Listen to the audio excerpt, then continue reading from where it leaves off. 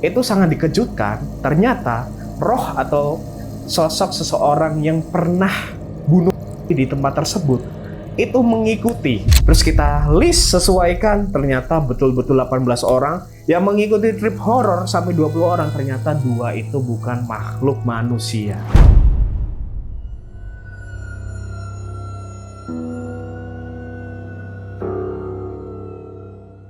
Assalamualaikum warahmatullahi wabarakatuh. Balik lagi nih bersama gue Nardi di obrolan tengah malam. Semakin malam makin seram.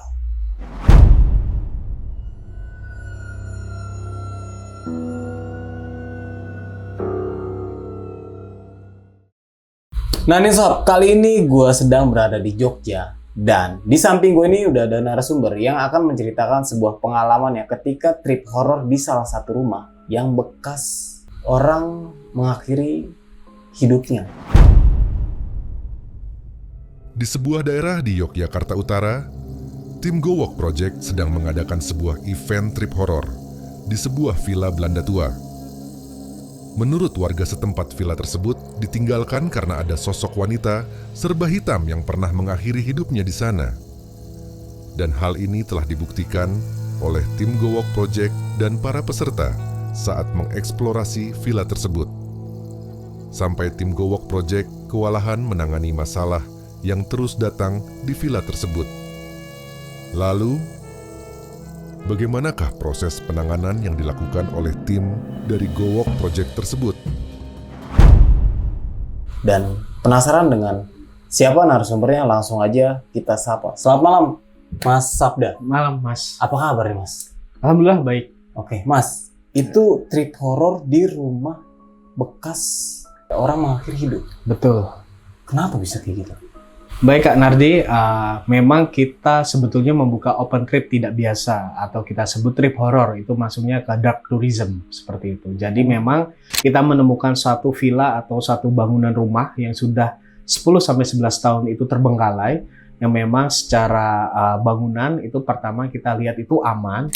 Yang kedua itu sebetulnya memang ini menjadi pertimbangan tadinya, apakah kita akan menyelenggarakan event atau trip horror ini di rumah atau bangunan terbengkalai tersebut atau tidak, karena memang secara non fisik atau metafisik di situ ada yang kita namakan energi tumpuk. Nah, energi tumpuk ini menjadi salah satu pertimbangan kita seperti itu. Oke nih Mas, mungkin ditahan dulu. Nah, info nih buat teman-teman yang berada di domisili Jogja dan ingin memakai catering dari Bara Mahankara, kalian bisa langsung aja kunjungi profil yang gue cantumin di kolom deskripsi. Mas Sabda, sudah siap? Siap. Obrolan tengah malam? Gitu.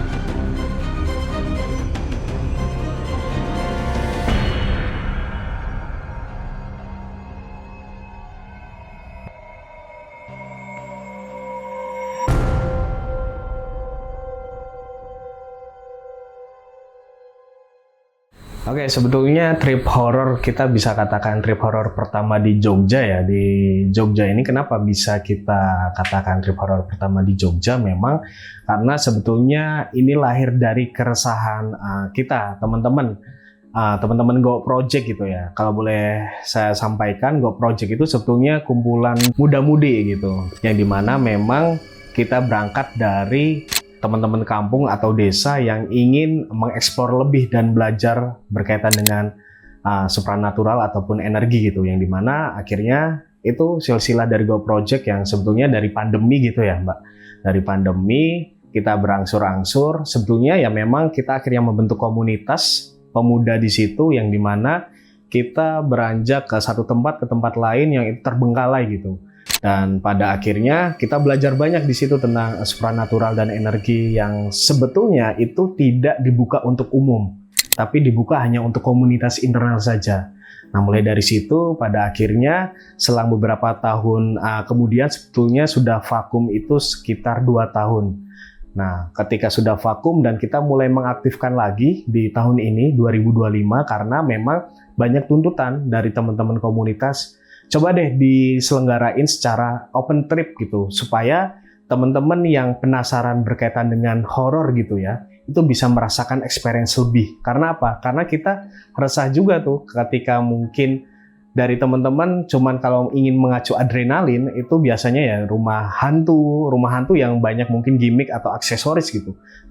Tetapi melainkan kalau di Go Project itu betul-betul experience-nya kita langsung berkaitan dengan energi, yang dimana dari teman-teman itu bisa ngerasain experience lebih berkaitan dengan metafisik atau hal yang tidak terlihat, bahwasanya ternyata beneran ada loh hal kayak gitu. Karena memang kita berangkat dari ketidakpercayaan awalnya gitu, tapi semakin mendalami ternyata banyak ilmu yang mungkin kita tuh baru ngerasa sedikit, padahal itu ilmu itu kan Tuhan juga menciptakan seluas samudra gitu. Ternyata banyak hal yang secara metafisik itu tidak bisa dilogikakan. Akhirnya tumbuhlah Go Project, di mana kita membuat trip horor pertama di Jogja, yang dimana itu by experience. Seperti itu sih, Mbak.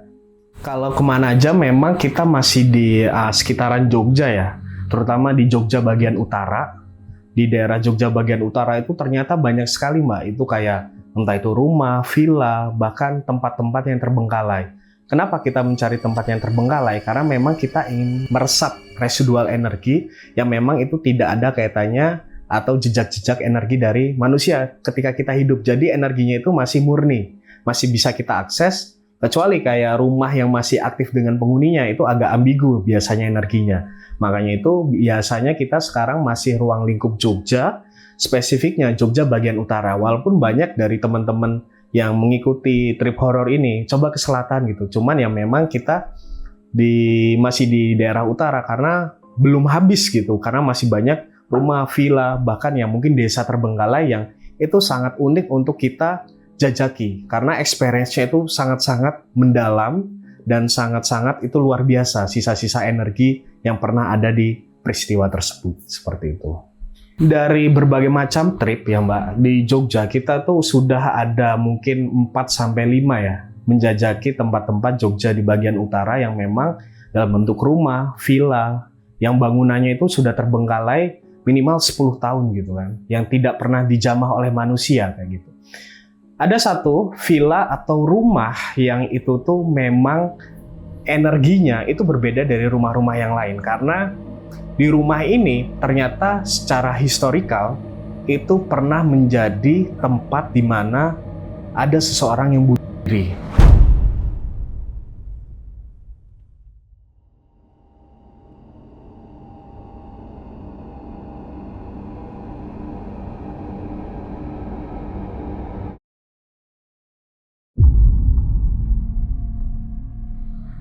Nah, ketika itu kita sempat survei dengan teman-teman Go Project, yang dimana memang sebelum trip horor kita itu survei itu biasanya melingkupi dua.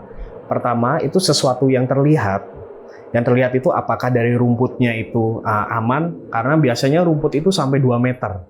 Terus yang kedua, apakah bangunannya itu gampang runtuh kayak gitu, karena ini rumah lama, sering kepanasan, kehujanan. Yang ketiga, apakah ada binatang-binatang, benda tajam yang itu sangat membahayakan peserta. Yang pertama kita cross check terkait survei. Yang kedua terkait metafisik. Metafisik ini kita coba merasakan membuka namanya itu aktivasi energi. Apakah ketika nanti teman-teman trip horor ini mengikuti aktivitas trip tersebut, apakah itu membahayakan pasca tripnya? Karena berkaitan dengan energi, kadang kita tuh tidak sadar bahwasanya peserta itu mengalami ketempelan energi, terus diikutin itu karena sering. Ketika kita teman-teman survei ke rumah atau villa tersebut yang terbengkalai kurang lebih 10-11 tahun, yang historinya itu pernah menjadi tempat bunuh diri, itu pertama kali kita masuk, itu karena kita membuka aktivasi energi alam dan aktivasi energi diri kita, itu jadi langsung tersinkron. Nah, ketika tersinkron, kita langsung terbuka semuanya.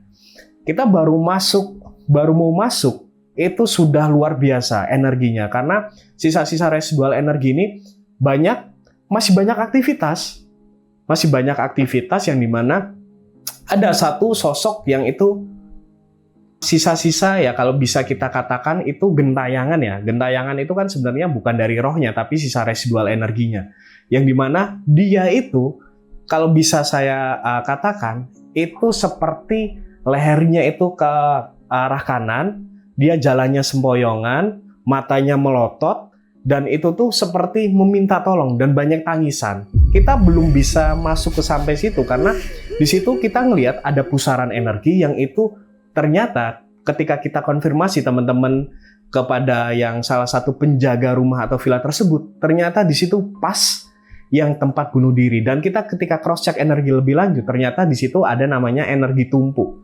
Nah, energi tumpuk itu seperti kalau kita di lautan lepas. Kalau lautan lepas biasanya ada pusaran air. Nah, itu pusaran energi. Pas sampai di situ, kita sempat kebingungan ketika habis survei ke lantai 2, kita mau turun, itu kita bingung. Karena ini yang dinamakan nanti masuk ke antar dimensi. Karena dimensi itu kan mungkin yang baru diketahui ada dimensi titik, dimensi garis, dimensi ruang dan waktu. Ruang dan waktu itu dimensi yang bisa kita jajaki dan bisa kita lihat, bisa kita sentuh. Nah, yang keempat ini dimensi gaib. Dimensi gaib itu kadang ada orang yang mungkin kalau rekan-rekan pernah lihat berita yang ke gunung, naik gunung tapi akhirnya hilang tanpa jejak. Nah, itu biasanya masuk ke dimensi lain. Bahkan fisiknya pun tidak ditemukan kayak gitu. Sehingga ketika kita masuk ke lantai 2 melewati energi pusar itu, kita itu seperti orang linglung. Linglungnya itu kita tuh itu cuma sebatas rumah, villa yang harusnya kita tuh bisa masuk dan keluar. Tapi di situ tuh seperti labirin. Seperti labirin, sehingga saya sampai titik apakah memang kemampuan atau knowledge saya itu belum sampai situ. Kita sama teman-teman udah pasrah kayak gitu waktu itu. Sudah pasrah dan akhirnya kita menjalankan satu metode energi yang dimana kita menjalankan itu akhirnya kembalilah. Kita tuh biasanya Mbak, survei itu cuman sampai paling cepat 30 menit lah ya. 30 menit. Kita itu dari jam 9 malam, yang harusnya setengah 10 sudah keluar. Tahu Mbak jam berapa? Habis subuh. Nah, habis subuh itu nggak masuk akal bagi kita. Itu yang melatar belakangi kita itu akhirnya waktu itu tuh seperti ini betul nggak sih seperti hal-hal seperti ini? Karena kita itu betul-betul bermain antar dimensi. Itu nggak masuk akal. Dari jam 9, habis subuhnya itu sekitar jam 4-an lewat 7 menit. Dan itu kita betul-betul baru memahami terkait energi, terkait dimensi, ternyata ya memang seluas itu. Dan akhirnya kita sampai satu titik, saya dengan teman-teman Go Project itu memutuskan apakah betul ketika memang kita mendirikan open trip di sini, itu akan membahayakan peserta atau tidak gitu. Akhirnya itu selang sekitar 8 hari kita terus berkomunikasi dan berdiskusi ya dengan teman-teman kayak gitu, apakah memang kita menyelenggarakan di tempat tersebut. Akhirnya kita coba ngobrol dengan ketua RT dan penjaga rumah tersebut, yang pada akhirnya di situ memang kita memutuskan oke, bismillah kita melakukan trip dengan beberapa metode dan bantuan dari rekan-rekan yang lain kayak gitu. Nah, itu hal yang makanya itu masih tidak masuk akal sampai sekarang karena memang kita berangkat dari ketidakpercayaan awalnya. Hal itu sangat-sangat experience sekali dan itu baru minggu kemarin gitu di trip itu.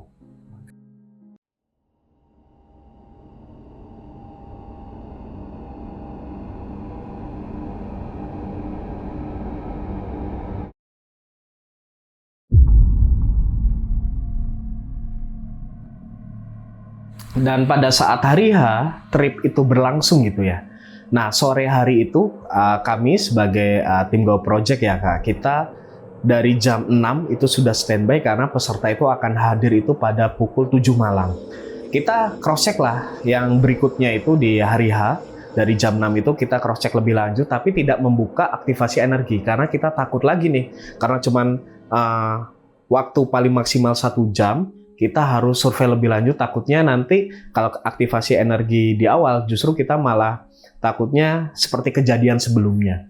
Nah, pas di situ kita di tempat tersebut, villa atau rumah terbengkalai itu, jadi kalau bisa saya katakan rumah atau villa terbengkalainya itu pertama dari halamannya memang seperti halaman umum pada biasanya, tidak sejauh seperti rumah-rumah atau villa yang pernah kita jajaki gitu. Jadi itu memang terawat betul rumahnya. Memang karena ada yang merawat. Yang pertama, halamannya itu ya pasir. Tidak ada rumput yang sampai 1 meter, 2 meter ya. Rumput biasa gitu. Dan dari bangunannya itu memang terbengkalai kurang lebih 11 tahun. Kita lihat dari temboknya, catnya mulai mengelupas. Itu ada 2 lantai yang dimana itu banyak memang pintu-pintu semacam labirin.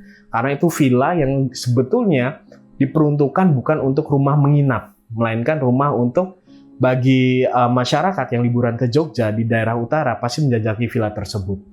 Di situ ada beberapa kamar mandi yang tentunya ada beberapa ruangan yang memang itu sebetulnya kalau dari penjaga rumahnya, kalau bisa jangan memasuki ruangan tersebut ya, Mbak, kayak gitu. Dan tentunya dari situ kita merasa, ya emang kenapa gitu ya? Kita akhirnya menjajaki tempat tersebut yang dimana di situ memang dari kondisi bangunannya itu pertama agak susah diakses kalau kita tidak terbiasa mengakses bangunan itu. Jadi biasanya kita ke ruangan 1 itu bisa sampai ke ruangan 2, bisa sampai ke ruangan 3. Apalagi kalau dalam kondisi fisik tidak stabil itu biasanya pusing di situ kan. Dan di situ banyak kamar mandi yang kamar mandinya itu sangat-sangat tidak terawat dan di situ ada gudang gitu. Tetapi kalau secara struktur bangunannya masih aman gitu, melainkan cuma tidak terawat saja. Dan ketika kita pertama kali masuk ke survei kembali itu kita membuka ruangan. Ketika kita membuka ruangan sebetulnya itu seperti ruang tamu biasa karena di sebelah kanan itu ada ruang tamu untuk menjamu orang dan sebelah kiri di sini tuh ada kamar yang sebetulnya saya juga tidak paham dengan teman-teman Go Project apakah ruangan di sebelah kiri ini memang ruangan untuk menginap kah atau untuk ruangan misalkan transit untuk keluarga gitu. Dan ketika kita masuk lagi di situ ada jalan seperti jalan ke kanan dan ke kiri dan tengahnya itu ada semacam tangga. Kalau kita ke kiri itu akan masuknya ke gudang. Dan kita ke kanan itu akan masuknya ke dapur sekaligus ada kamar mandi. Nah, ketika kita mulai masuk beranjak ke tangga tersebut, yang saya maksud tadi ada energi tumpuk. Nah, di situ yang bikin mengagetkan itu karena kita berbicara tentang energi, ada yang turun dari bawah. Nah, waktu itu ada satu tim kita yang itu jatuh. Karena kaget, karena dia di depan, dikiranya itu ada penghuninya. Karena memang konfirmasi dari bapaknya selalu ada yang membersihkan.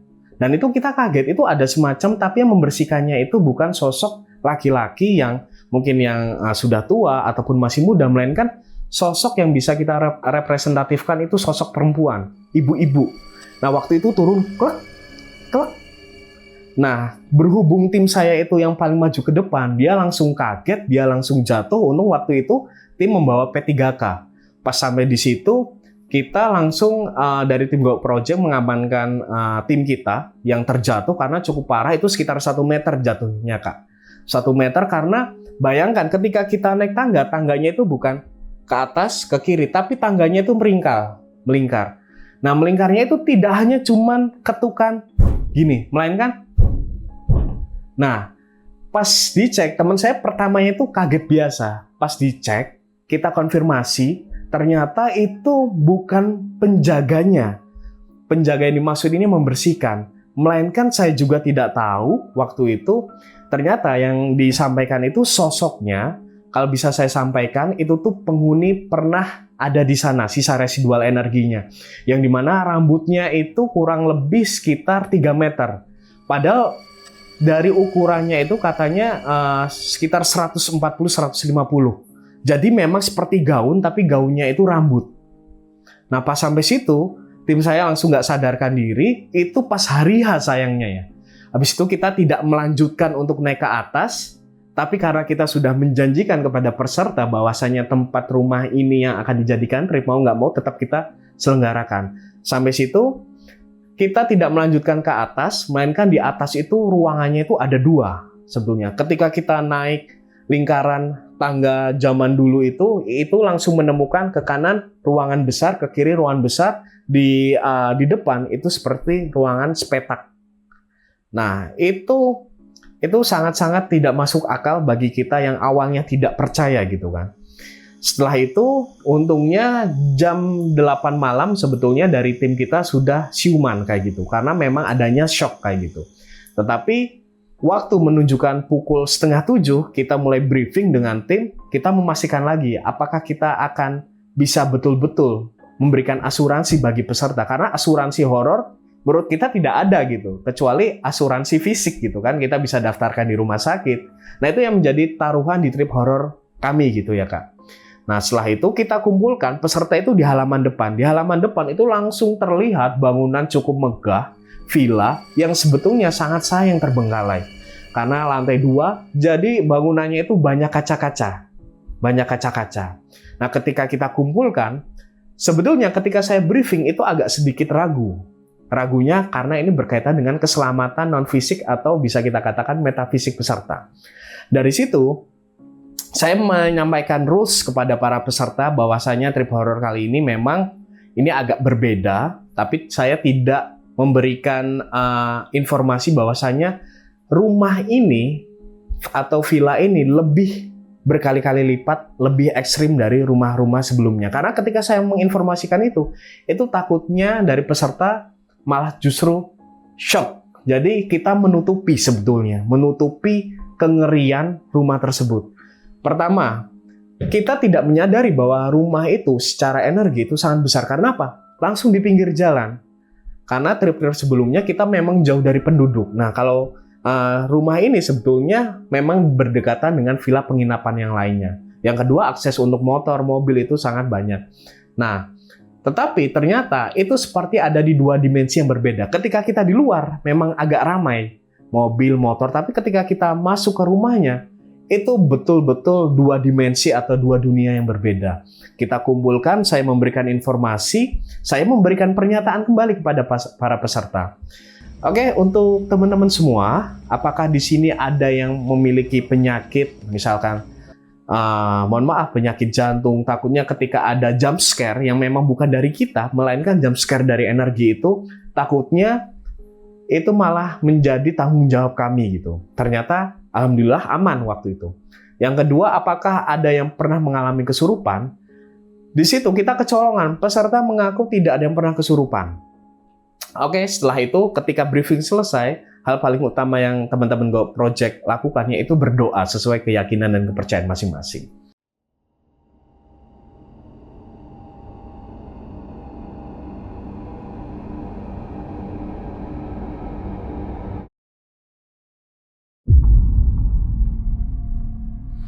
Ketika kita berdoa, di situ masih aman.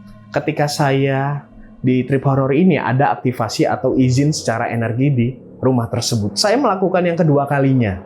Itu yang menjadi pertaruhan hidup dan mati terkait keselamatan peserta. Apakah peserta ketika selesai menjalankan trip horror itu masih sehat walafiat? Akhirnya saya membuka aktivasi energi, langsung terbuka semua. Dan itu bisa kita katakan 2 kali lipat residual energinya sangat tinggi. Itu yang membuat akhirnya kita semakin bertaruh dengan keselamatan peserta. Setelah kita mengaktifasi energi, kita mengaktifasi yang ada di dalam diri peserta. Kita akan ada aktivasi energi di dalam tubuh, yang dimana peserta itu ada 20 peserta ya Kak, yang dimana 20 peserta itu ada yang namanya program aktivitasnya itu namanya walking silence. Walking silence ini peserta itu akan dibagi, 1 kloter itu 5 orang. 1 kloter 5 orang, di mana tersisalah 4 kloter. Ketika kita membagi peserta menjadi 4 kloter, yang dimana seharusnya 1 kloter itu 5 orang, kita bertahap 1 kloter untuk maju terlebih dahulu, kita mengaktifasi energi yang ada di dalam tubuh manusia, supaya sensory acuity atau kepekaannya itu menjadi meningkat tajam, supaya apa yang dilihat, dirasakan, terus disentuh itu terasa, karena ada interkoneksi. Di mana peserta 1 kloter 5 orang itu kita suruh maju ke depan pintu. Nah, ke depan pintu karena dari halaman kita ajak per kloter di depan pintu, kita aktivasi. Tim kami di gate itu udah ada di dalam menunggu. Nah, setelah itu baru kita melakukan aktivasi satu persatu peserta. Setelah aktivasi, peserta itu diajak gate-nya masuk dengan membuka pintu. Membuka pintu, ketika pintu itu terbuka, di kloter yang pertama ini cukup aman. Lalu tim guide atau tim kita itu mengajak dari satu ruangan ke ruangan lain. Ruangan pertama yang sudah saya sampaikan, ke ruangan penerimaan tamu, melihat di situ, lalu ke ruangan sebelah kiri, melihat ke dalam ruangan itu. Lalu setelah itu kita mulai masuk. Ketika mulai masuk, ada sebelah kanan dan kiri. Kita menghindari sebelah kiri yang gudang itu, karena memang di situ sangat dilarang oleh penjaga rumah. Dan tidak tahu penjaga rumah tidak memberikan alasan. Kita langsung ke ruangan paling kanan, ruangan dapur, yang dimana ternyata tim saya agak kaget. Dimana waktu itu menceritakan, karena ada salah satu aktivitas energi yang tidak biasa, yaitu memasak. Tapi yang dimasak itu tidak tahu. Nah, setelah itu tim kami ketika masuk mengajak ke ruangan dapur itu, jadi tidak menoleh sedikit pun, seperti kayak rumah biasa residual energi itu. Akhirnya tim kita itu kaget gitu ya Kak. Akhirnya langsung beranjak untuk menaiki tangga. Waktu itu tim saya itu agak ragu-ragu. Ragu-ragunya itu seperti iya atau enggak, takut kejadian, namanya manusiawi ya, ketika kita mulai naik, terus dari lingkaran tangga itu dari atas ada yang turun lagi karena seperti kejadian sebelumnya.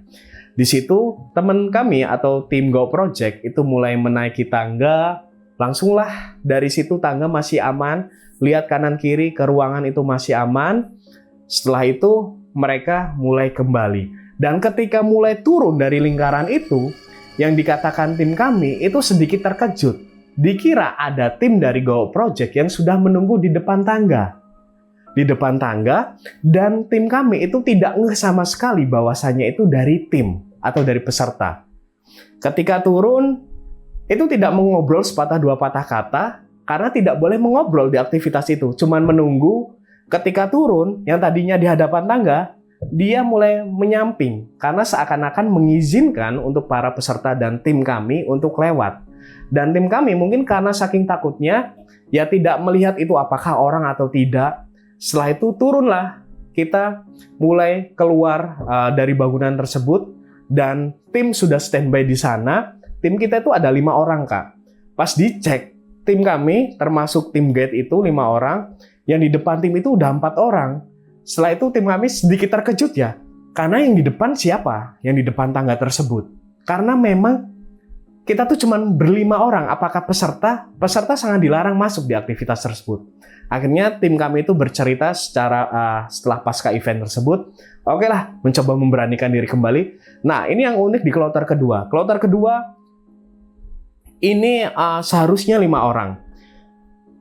Kloter kedua mulai aktivasi energi, dan saya tidak sadar bahwasannya orang kelima yang saya aktivasi itu adalah orang yang terlihat atau kita sebagai manusia. Kita aktivasi, jalan, saya menyadarinya bahwasannya ya 5 orang itu, 5 orang berjalan ketika masuk kembali ke sudut ruangan yang kita ceritakan di awal tadi, mulai menjajaki tangga.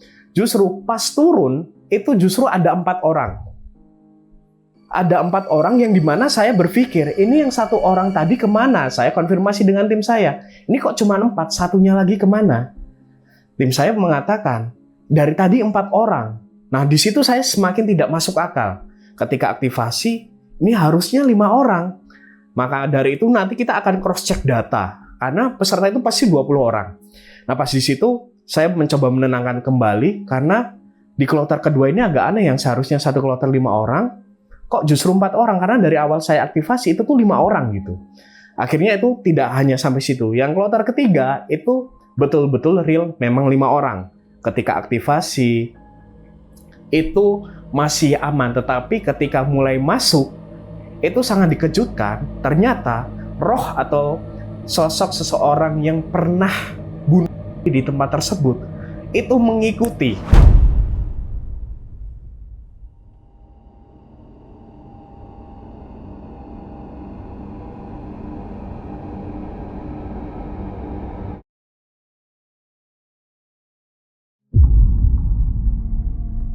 Mengikuti dari 5 orang itu, dan karena tidak bisa berbicara peserta maupun guide, itu betul-betul kita hanya bisa menahan rasa takut. Karena ketika aktivitas walking silence, ketika membuka mata, bayangkan saja ketika trip horror kita memang seperti berjalan perlahan tanpa berbicara, tetapi ada satu roh atau sisa residual energi itu ikut turut dalam walking silence. Dan saat itu saya konfirmasi ke tim saya, apakah satu makhluk ya, mungkin makhluk goib ataupun roh ini yang mengikuti tadi itu mengganggu? Tidak, justru tidak. Dia mengikuti di belakang, jadi yang harusnya peserta 5 orang dengan gate itu jadi 6 orang, ini jadi 7 orang. Nah, hal-hal seperti itulah akhirnya tim saya hanya bisa ya Al-Fatihah kayak gitu karena muslim ya. Akhirnya pas turun mulai membuka gerbang, itu dia tidak ikut, hanya standby. Dan dia mengikuti dari kloter ketiga dan selanjutnya. Dan sampai di situ, yang memang namanya roh atau gentayangan sebetulnya bukan dari orang yang sudah meninggal, tetapi residual energi yang pernah dia hidup. Jadi dia hidup di situ. Dan ketika saya konfirmasi, sosoknya gimana? Untuk yang mengikuti dari sosok yang pernah bunuh diri tersebut. Tim saya mengkonfirmasi bahwasannya kepalanya itu mengarah atau miring ke kanan. Dia tangannya cuman kayak gini, minta tolong, dan dia tidak bisa berbicara karena tercekik. Ternyata ketika kita konfirmasi ke penunggu rumah, memang bunuhnya itu menggantungkan diri. Nah, dari situ mengikuti terus, dan kita betul-betul akhirnya sampai dengan tahap kloter 5 yang sangat-sangat ekstrim, di mana tim saya akhirnya memberikan simbol, yaitu dengan senter. Itu tidak terlihat karena itu di dalam rumah gitu ya, Kak. Di dalam rumah kita ya enjoy. Cuman kita melihat ini sudah 10 menit nih kok tidak keluar. Ya saya kira tim saya yang mengajaknya perlahan. Ternyata baru disadari itu sudah 13 menit. Itu tim saya dari lantai kedua karena tadi banyak kaca mengarahkan senter seperti ini. Berarti itu tandanya ada alarm atau bahaya. Ketika kita masuk bebarengan, ada 2 tim tambahan, tim dari Go Walk Project berlari ke atas, ternyata ada satu peserta yang kolaps, yang mengalami kesurupan waktu itu. Dan kesurupannya itu sangat mengerikan karena itu sampai membuat kejadian itu kita kurang lebih istirahat 30 menit karena untuk meminimalisir energi tersebut. Yuk. Ada yang mau kesini? Ketika kita coba, itu saya sempat hopeless ya, karena ketika kita coba bantu, itu tidak bisa gitu kan. Tidak bisa dinetralkan, tidak bisa dihilangkan. Akhirnya, kita coba pakai cara terakhir, yaitu aktivasi energi gerbang selanjutnya. Ada 2, jadi energi itu bisa kita jajaki, ada beberapa dimensi. Kita mulai masuk ke energi berikutnya. Ternyata di energi dimensi berikutnya itu ada kolaps di dalam diri dia karena ada satu peserta yang ternyata ada dari turun-temurun energinya, dari leluhur. Sehingga seperti kolapsnya itu bukan kesurupan kayak bisa berbicara, melainkan kayak kolaps. Kita itu bingung ini antara kesurupan atau kolaps karena penyakit gitu. Karena memang kita panik di situ, kita coba memakai energi, ternyata ketika kita telusuri lebih lanjut itu ada pergejolakan antara dari leluhurnya yang menjaga dia energinya dengan energi tersebut. Karena ternyata peserta ini tidak jujur bahwasanya dari sesepuh leluhurnya itu ternyata ada yang menjaga. Karena kejadian koneksivitas energi yang saling bentrokan, itu sehingga memunculkan di peserta itu kolaps sekitar 30 menit. Kalau kita sadar, akhirnya peserta itu kita gotong, kita tidak ikut sertakan, kita istirahatkan di situ. Dan ketika peserta itu membuat peserta itu semakin ketakutan ya, karena memang tidak ada jump scare yang memang kita buat-buat. Nah, setelah itu kita melanjutkan di sesi kedua, yaitu ada namanya telusur bersama. Telusur bersama yaitu kita rekronisi, menyampaikan sejarah dari satu tempat ke tempat lain. Kita menyampaikan bahwasannya di ruangan bangunan ini sebetulnya ruangan transit untuk keluarga yang datang.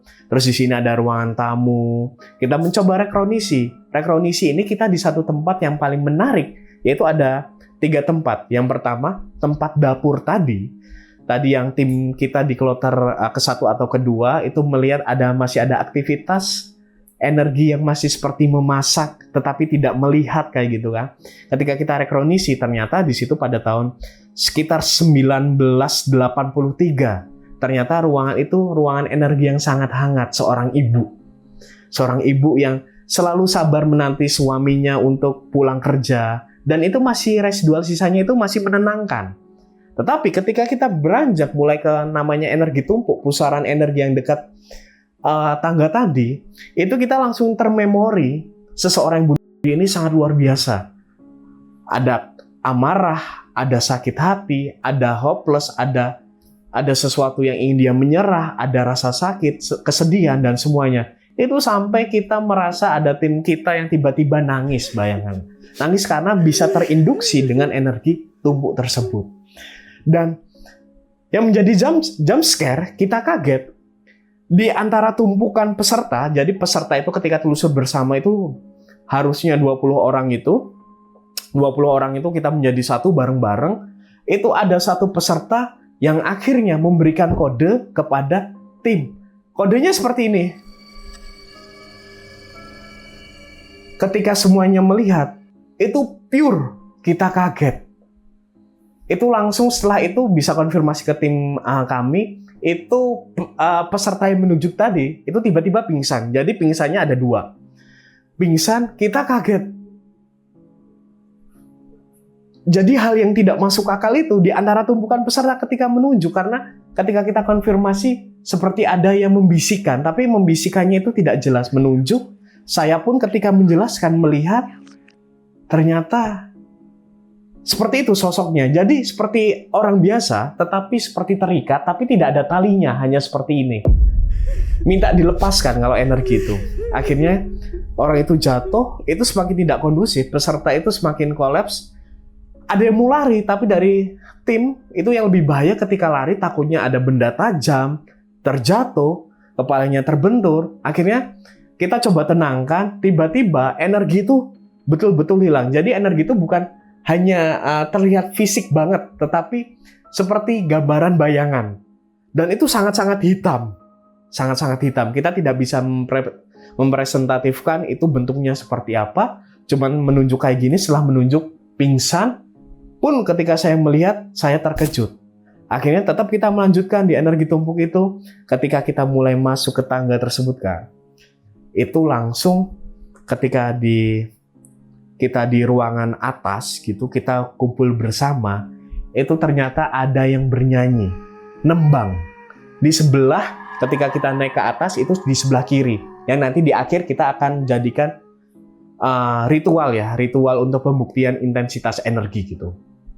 Ketika di situ kita baru menjelaskan, tiba-tiba ada satu orang yang kesurupan lagi di sebelah dekat pintu tersebut.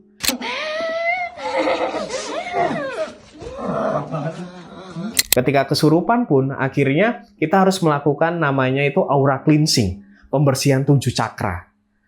Nah, setelah telusur, kita sepakati, saya berkoordinasi dengan tim Go Project, apakah pembuktian intensitas energi di satu ruangan ini akan kita lakukan, karena ini sangat berbahaya. Nah, setelah itu, barulah kita sepakat setelah 15 menit kita rembukan dan kita koordinasi, kita memutuskan, oke, kita melakukan namanya intensitas energi atau kita mengarah ke astral projection. Akhirnya dari situ rekan-rekan peserta kita berikan coffee break dulu, makan dan minum supaya emosional dan psikologisnya stabil. Dan dari situ kita juga memutuskan untuk berdiskusi terlebih dahulu. Kita sepakat konsekuensi karena kita sudah terlanjur, kita juga ingin memberikan experience terbaik ya, walaupun experience terbaiknya dalam tanda kutip horor ini. Akhirnya peserta kita turunkan semua, hanya menyisakan 5 orang. Hanya menyisakan 5 orang, yang dimana 5 orang tersebut sebagai peserta yang berani untuk melakukan intensitas energi. Nah, di dalam intensitas energi ini, jadi para peserta dari tim Go Project, kita menyampaikan rules-rules yang memang menjadi aturan-aturan ketika resonansi itu dimulai. Karena di resonansi dimulai ini berkaitan dengan pure kita akan berinteraksi dengan energi. Dan interaksinya pun sebetulnya bukan interaksi seperti manusia, kita seperti ngobrol gitu ya Kak. Melainkan seperti nanti di mana peserta itu kita ajak ke satu ruangan yang kita maksud itu ruangan yang sebetulnya itu sangat dilarang, tetapi kita memaksakan ya, karena memang sudah terlanjur dari awal itu terkait keselamatan ya kita pertaruhkan gitu. Akhirnya kita masuk yang dimana tim Go Walk Project itu menyiapkan seperti karpet untuk rekan-rekan peserta yang tahap awal ini menjalankan resonansi. Dan yang kedua, dari tim Go Walk Project menyiapkan yaitu bukan senter, melainkan lilin yang kita nyalakan. Dan sampai di situ kita melakukan suatu aktivitas resonansi yang dimana menggabungkan energi yang ada di rumah tersebut dengan ruangan yang kita sudah kondisikan. Ketika kita mulai, di mana saya mengajak peserta untuk perlahan-lahan kita tarik nafas sembari melihat satu titik api yang ada di depan hadapan kita. Jadi peserta itu tidak melingkar, duduknya itu semua ke depan. Duduknya semua itu ke depan, di mana semua sepakat melihat satu titik api. Kita tarik nafas sekitar 7 kali. Dan ketika tarik nafas 7 kali, tarikan nafas ke-7 yaitu saya memberikan instruksi kepada peserta ketika lampu mati, maka mulai menutup mata.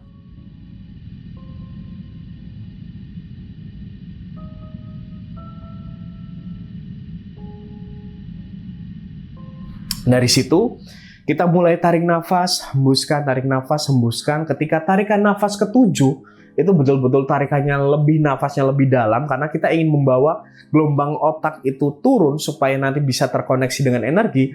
Saya tiup lilinnya, setelah itu perlahan menutup mata, saya langsung itu dari depan menuju ke belakang hanya berdiri. Saya tidak memberikan instruksi apapun, hanya satu instruksi saya. Jangan takut dan jangan lari kayak gitu.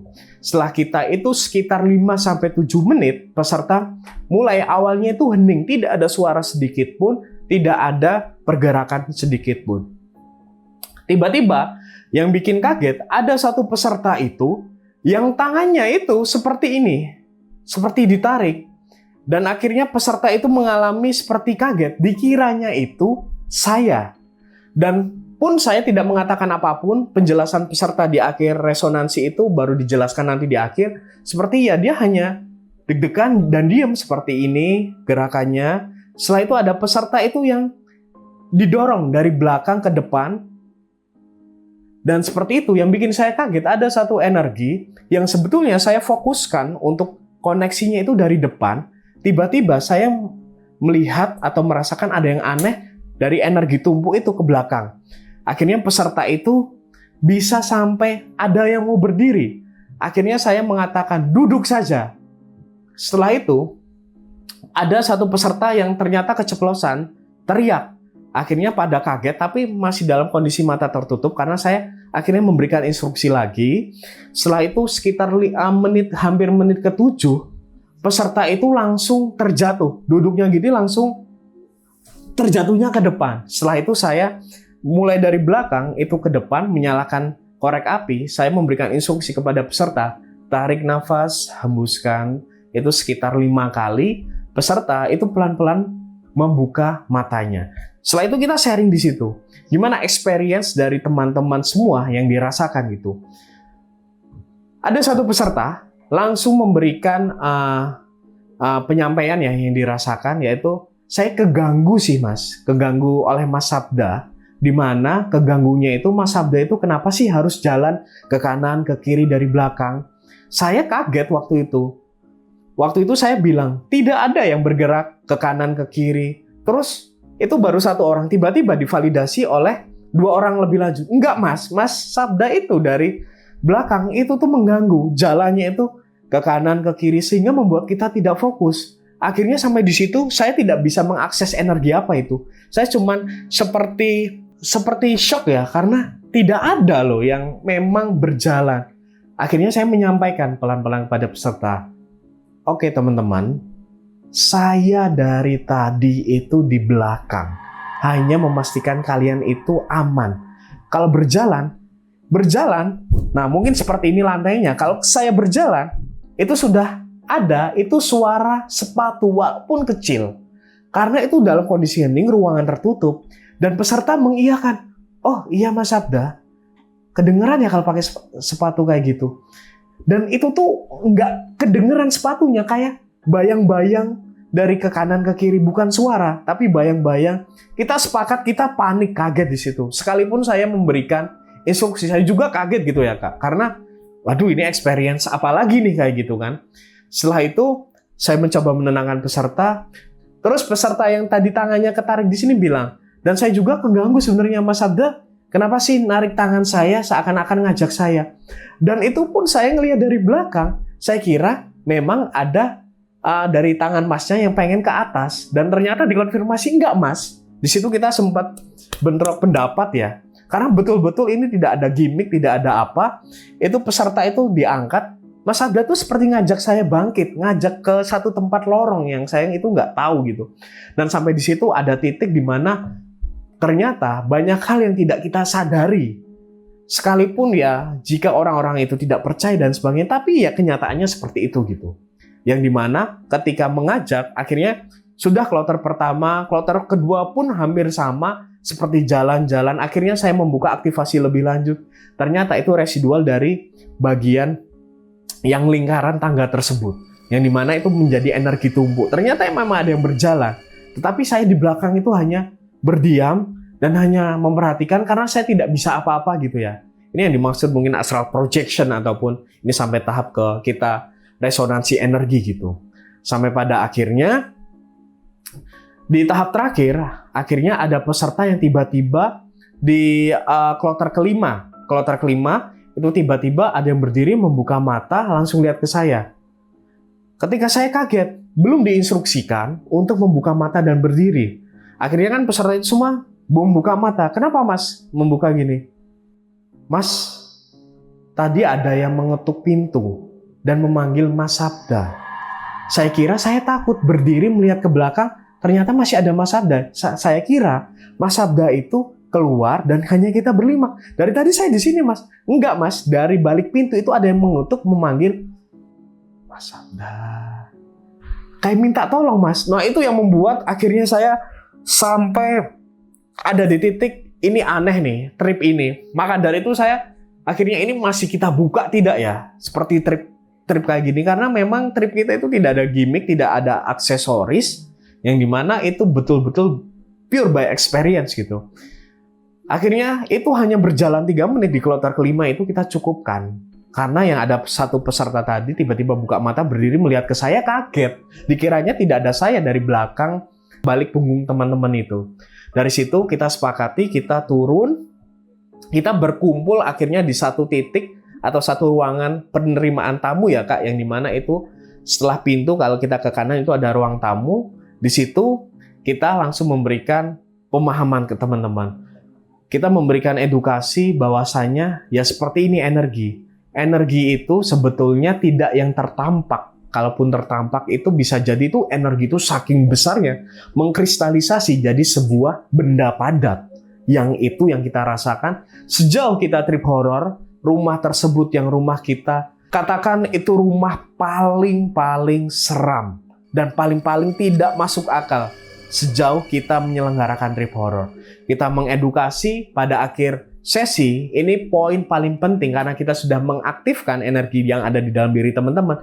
Kita membersihkan terlebih dahulu dengan cara kita memberikan trigger untuk mengaktifasi seperti tangan ini. Kita sentuh supaya nanti aliran listrik ya, mungkin nanti aliran listrik atau energi itu terbuka. Kita membersihkan, mulai tarikan nafas, kita membuka, kita membersihkan.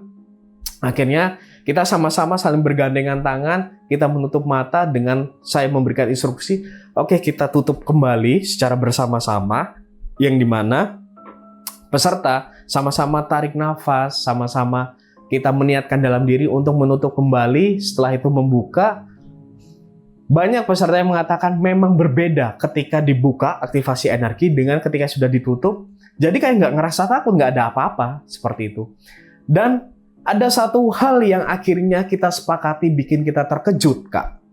Ternyata di trip horor kali ini, itu jumlahnya bukan 20 peserta, melainkan 18. Kita sampai bingung, ini duanya di mana? Duanya di mana? Ada satu yang kita sadari, kayaknya memang dari awal ini nggak 20, karena dari awal kita aktivasi energi, ada satu energi yang mengikuti diaktivasi. Dan itu yang buat kita sumpah ini nggak masuk akal. Kita mendata lagi. Kita mendata, kita menghitung, ada tim saya, Mas Sabda, ternyata betulan ini ada 18 dari peserta. 2 tadi yang mengikuti walking silence, mengikuti sampai dengan telusur, sampai dengan mengikuti resonansi energi. 2 lagi ternyata memang penunggu atau energi dari energi tumbuk tersebut yang memang mengikuti, dan itu saya tidak sadar, baru sadar ketika list peserta. Saya kira saya sudah panik, 2 peserta lagi di mana?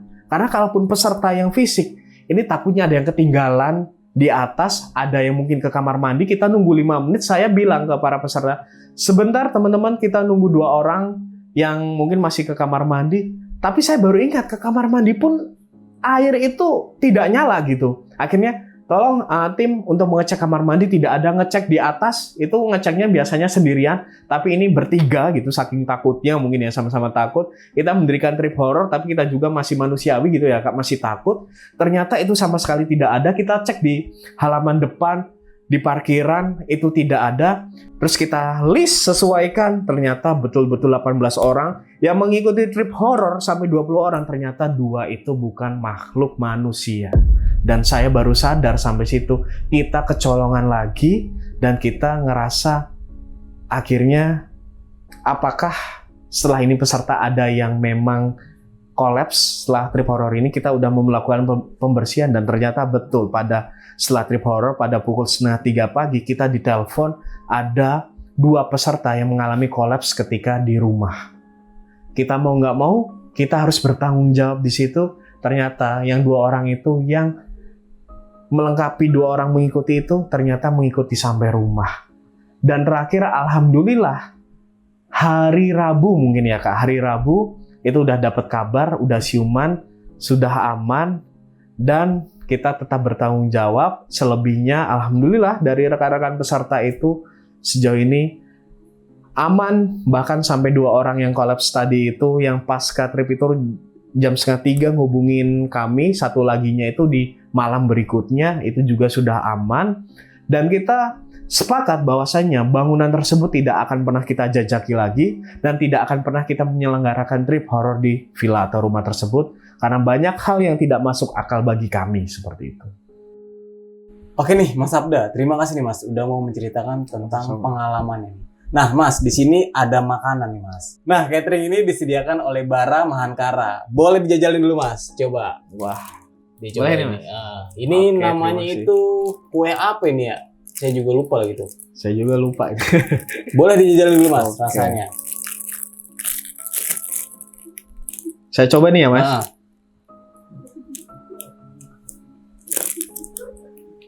Gimana rasanya? Legit sih Mas, sama manisnya pas. Oke, nah buat kalian semua nih yang ada di Jogja dan ingin memakai catering dari Bara Mahankara, bisa langsung kunjungi di profil yang akan gue cantumin di deskripsi. Oke, mungkin itu aja. Gue Nardi pamit undur diri. Sampai jumpa di video-video selanjutnya. Assalamualaikum warahmatullahi wabarakatuh.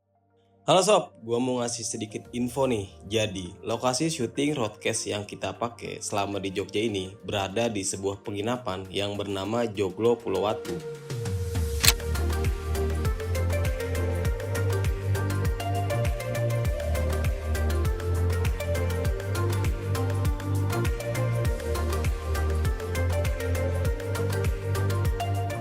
Lokasinya sekitar 30 menit dari pusat kota Yogyakarta, dan begitu masuk area penginapan, nuansa pedesaannya langsung terasa. Semua bangunannya berkonsep joglo, sederhana tapi nyaman. Halamannya juga luas, banyak tanaman buah, area parkirnya juga lega. Ada kolam renang dan kafe yang enak buat santai. Buat kalian yang nyari tempat nginap dengan suasana adem, tenang, dan jauh dari hiruk pikuk kota, Joglo Pulau Watu bisa menjadi pilihan yang pas. Untuk informasi tambahan, kalian bisa hubungi kontak yang tertera di deskripsi video ya.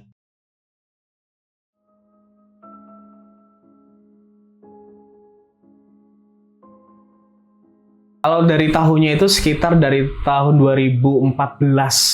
Sekitar tahun 2014, jadi kurang lebih berarti 11 tahun, betul 11 tahun.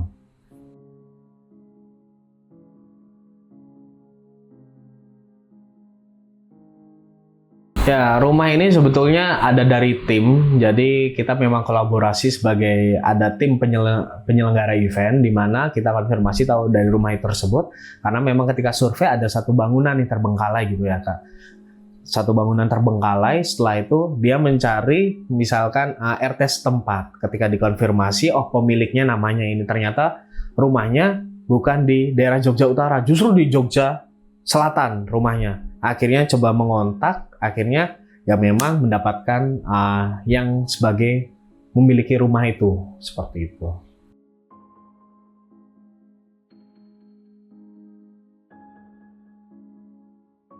Jadi rumahnya ini terbengkalai itu tidak ada histori, sebetulnya nggak ada histori bangunan, melainkan memang rumah ini tuh terbengkalai karena pertama jadi sengketa. Yang kedua mungkin di Jogja bagian utara kalau kita melihat dari tingkat masyarakat yang liburan ke Jogja, karena saking di Jogja itu banyak ya Kak, untuk destinasi wisata di daerah selatan terutama. Jadi di Jogja bagian utara ini akhirnya untuk masyarakat yang datang ke Jogja jarang ke utara sehingga villa-villa itu terbengkalai. Dulu tuh sering untuk para mahasiswa atau mahasiswi di Jogja itu aktivitas kayak misalkan keorganisasian dan lain sebagainya. Sehingga itu mulai terbengkalai ketika mungkin dari masyarakat yang ke Jogja jarang ke daerah utara menyebabkan villa itu terbengkalai dan aktivitas mahasiswa mungkin mahasiswa-mahasiswa organisasi jarang menduduki villa tersebut yang pada akhirnya makin terbengkalai ketika ada kejadian bunuh diri.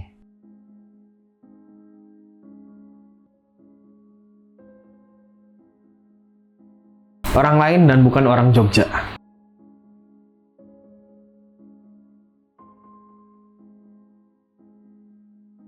Jadi kalau kita konfirmasi ke pemilik rumahnya, jadi tidak ada hubungannya. Jadi memang ada satu orang yang mungkin mengalami masalah psikologis atau mental yang sangat-sangat mungkin tinggi ya, sehingga mendapati rumah tersebut. Yang dimana rumah tersebut itu terlihat ini sudah terbengkalai, tidak pernah dijamah manusia. Dan anehnya Kak, jadi saya dapat konfirmasi dari RT dan pemilik rumah itu akses pintu kaca itu ditutup, tapi tiba-tiba sudah meninggal di situ dengan gantung diri ditemukan setelah 8 hari. Itu sudah banyak belatung, sudah membusuk.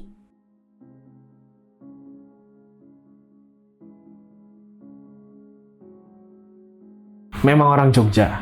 Jadi itu pemiliknya pengusaha di Jogja. Saya tidak bisa menyebutkan ya.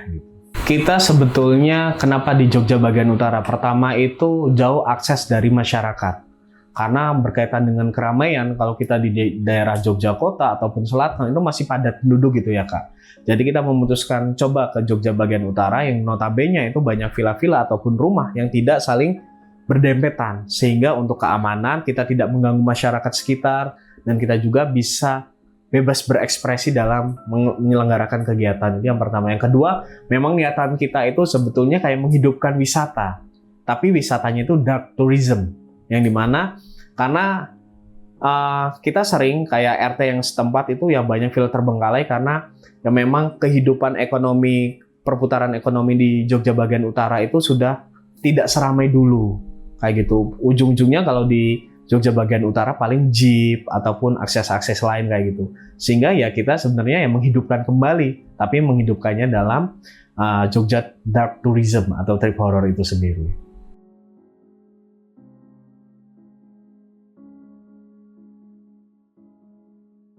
Ada, itu ketika kita nanti naik tangga yang melingkar tersebut, itu menyisakan ruangan kanan dan ruangan kiri. Dan sebetulnya yang tidak boleh itu sebelah kiri, yang kita jadikan resonansi energi.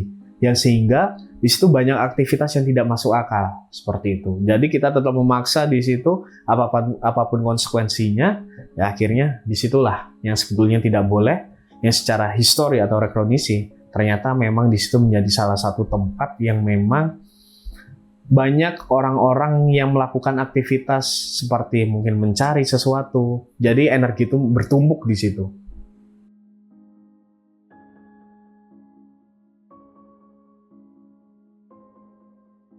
Oke, jadi aktivasi energi itu, jadi yang pertama aktivasi energi alam. Jadi alam di mana kita mencoba meningkatkan akses ke rumah terbengkalai itu dengan beberapa simbol. Setelah itu aktivasi energi yang ada di dalam diri seseorang atau manusia itu sendiri supaya itu tingkat sensitivitasnya itu lebih tinggi dengan cara beberapa metode, mungkin tarikan nafas supaya gelombang otaknya itu menurun dari beta ke alfa sehingga bisa lebih peka. Dan itu biasanya kita lakukan itu wajib supaya experience ini tidak hanya sebatas ya cuman jalan-jalan dark tourism biasa, melainkan sampai tahap ke horror tourism yang dimana kita melakukan aktivasi energi di bagian tubuh tertentu, biasanya di balik punggung gitu. Kita memakai simbol-simbol itu dengan tarikan nafas yang dimana supaya antara energi alam yang kita buka dengan energi yang di dalam diri manusia itu saling sinkron sehingga menemukan experience yang begitu banyak gitu.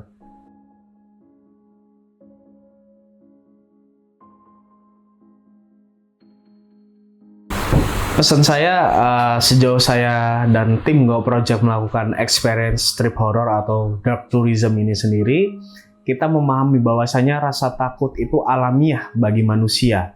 Karena pada dasarnya di psikologi sendiri manusia itu cuma takut dua hal, ketinggian dan kegelapan. Kenapa kita bisa takut kegelapan dan ketinggian? Karena kita dari atas turun ke bawah, ketika kita terjatuh kita tidak tahu apa yang terjadi. Yang kedua, kenapa manusia itu takut kegelapan? Karena kita tidak tahu apa yang terjadi di balik kegelapan tersebut. Bahkan sekalipun saya sendiri sudah belajar mungkin memahami tentang supranatural ataupun energi itu sendiri, saya pun masih ada rasa takut karena banyak ilmu seluas samudra ini yang mungkin hanya kita bagian dari tetesan air laut itu mungkin ya kalau di lautan seperti itu. Jadi pesan saya, ketakutan itu bukan untuk kita menghindari, melainkan harus kita hadapi. Ketakutan terbesar di dalam diri manusia itu ya ketakutan yang kita pikirkan, kita rasakan. Karena setakut apapun yaitu makhluk tersempurna ataupun terkuat ya manusia itu sendiri. Bagaimana bisa kita melakukan ataupun melawan rasa takut sendiri, bahkan kita menyelenggarakan trip horror itu sebetulnya bukan untuk menakut-nakuti, melainkan kita memfasilitasi peserta untuk melawan rasa takut itu sendiri. Seperti itu. Selain itu, mau dimanapun kita berada, maupun kita ke satu tempat ke tempat lain, mungkin ke daerah lain, ke daerah satu tempat ke tempat lain, yang perlu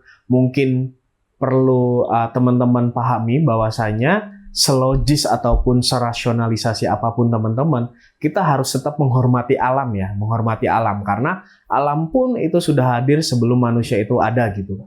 Jadi ketika kita ke satu tempat, setidaknya kita tetap menghormati dengan cara kita tidak sembrono mengatakan satu dua hal yang itu mungkin kurang ajar ataupun kita melakukan aktivitas yang kurang ajar karena kita tidak ada yang tahu apakah alam di situ tuh hidup ataupun tidak gitu. Jadi penghormatan itu tetap diperlukan dalam kita menghormati alam, terutama tempat-tempat situs yang mungkin terbengkalai seperti itu.